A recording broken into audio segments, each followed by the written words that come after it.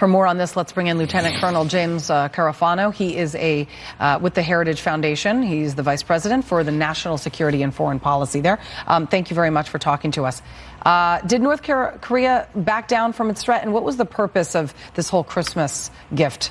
Yeah, well, we don't know. And it's always a mistake to try to guess what the North Koreans are thinking or what they might do, because it's such an opaque regime. We're not very good at that. But here's what I think the administration did right. They sent Steve Biegun, who's now the Deputy Secretary of State, over to Asia. And what he said was very, very clear. He says, look, if you resume long-range testing or nuclear testing, some kind of really provocative act like that, here's what we're going to do. Essentially, we would double down on the sanctions that are already there. And essentially, North Korea would be worse off than when they started. So he sent a very stern message. He says, come back to the table and talk, because you're going to gain nothing from more bullying. I thought that was exactly right.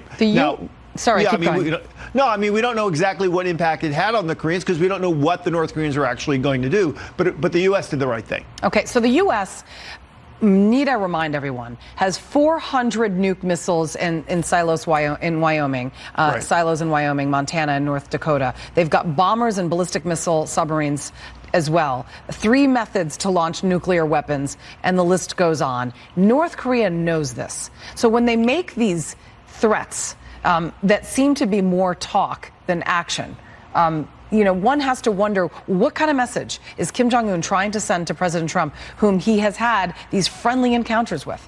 Yeah, so what we have seen, and this goes way back before impeachment, is the North Koreans really continuing to test to the U.S. to see if the U.S. is really serious about a negotiating position.